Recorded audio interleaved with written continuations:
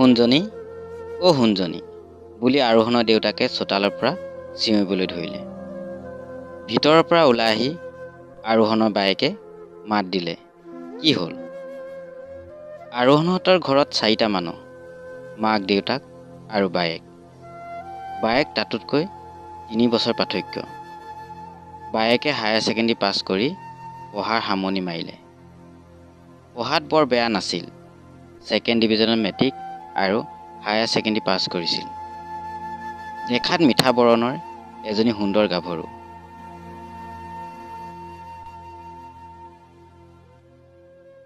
ভায়েকক পঢ়াবৰ বাবেই তাই আৰু পঢ়াৰ কথা চিন্তা নকৰিলে।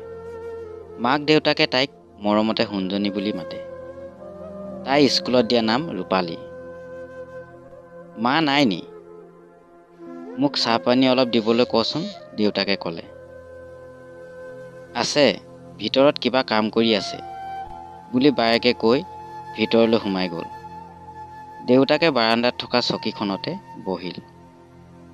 অলপ পাছতে মাকে চাহপানী বাতিটো লৈ ওলাই আহিল। চাহপানী লওক বুলি মাকে বাতিটো দেউতাকৰ পিনে আগবঢ়াই দিলে। দেউতাকে বাতিটো হাতেৰে ধৰি ক'লে, বৰ গৰম হৈ আছে, মাটিতে থচোন। মাকে বাতিটো থৈ ওচৰত থকা পিয়াখন টানি লৈ বহিলে। দেউতাকে বাতিটো হাতেৰে তুলি লৈ এঘোট দিলে। গুড় এটুকুৰা মুখত লৈ মাকক সুধিলে, সোণ আজি আহিব নি? মাক দেউতাকে মৰমতে আৰোহণক সোণ বুলি মাতে। আজি নাহে বোলে, কালিলৈ আহিব, মাকে ক'লে। কালিলৈ আহিব নি? আজি কেলৈ নাহে? দেউতাকে আকৌ সুধিলে। মই ভালকৈ নাজানো, সোণজনীয়ে কৈছিলে তাইলৈ ফোন কৰিছিলে বোলে। হয় নি? দেউতাকে ক'লে। সোণজনী অ' সোণজনী, মাকে চিঞৰি বায়েকক মাতিলে। বায়েক ভিতৰৰ পৰা আহি সুধিলে, কি হ'ল? সোণ আজি কেলৈ নাহে? দেউতাৰে সুধিছে।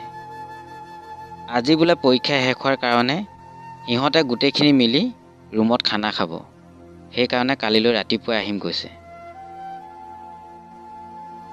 হয় নি?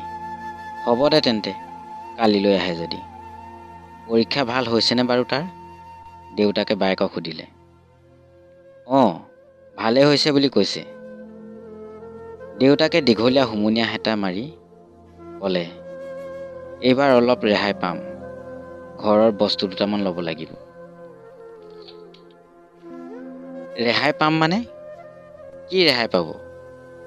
বায়েকে দেউতাকক যেতিয়া ঘৰলৈ আহিব, খৰচ নাইকিয়া নহ'ব জানো? সেইটোকে কৈছোঁ। কি? তাক আৰু নপঢ়াব নি? বায়েকে ক'লে। কি? আৰু পঢ়িব লাগিব নেকি? দেউতাকে আচৰিত হোৱাৰ দৰে সুধিলে। দিনৰ দিনটো খেতি পথাৰতে ব্যস্ত থাকে। ইমান শিক্ষাৰ কথা দেউতাকে নাজানে। কিন্তু ল'ৰা ছোৱালী দুটাক শিক্ষা নাথাকিলেও নিজৰ অভিজ্ঞতাৰ শিক্ষাৰে চৰিত্ৰৱান কৰি তুলিছে। গাঁৱত সকলোৰে তেওঁ ল'ৰা ছোৱালী দুটাক শলাগ লয়। তো আৰু পঢ়িব লাগিব। এইবাৰ ইয়াত নহ'ব, আৰু দূৰলৈ যাব লাগিব, বায়েকে ক'লে। ক'ত যাব লাগিব? ডিব্ৰুগড়, তেজপুৰ, গুৱাহাটী আৰু আছে, ক'ত ছিট পাব তাতে হ'ব। হয় নি? আৰু বাকী আছে মানে? দেউতাকে চিন্তা কৰি কথাষাৰ ক'লে। মাকে মাত দিলে, আৰু পঢ়িব নালাগে। দেউতাৰে কিমান পঢ়াব কষ্ট কৰি। সি আহি কিবা এটা কৰিলে হ'ব।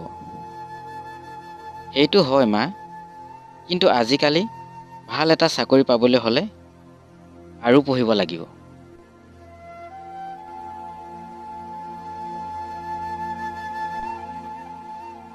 জানো দেই কি হয়। সি আহি লওকচোন, সি কি কয় শুনি লওঁ। মোৰ কিন্তু আৰু পঢ়াবলৈ মন নাই। দেউতাৰক দেখিলে বেয়া লগা হ'ল। মাকে কথাখিনি কৈ দেউতাকৰ মুখলৈ চালে।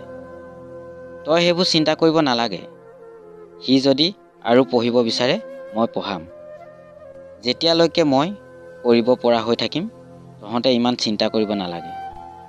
সি যাতে নিজৰ ভৰিত থিয় দি ভৱিষ্যতে খাব পাৰে, মোক সেইটোৱে লাগে।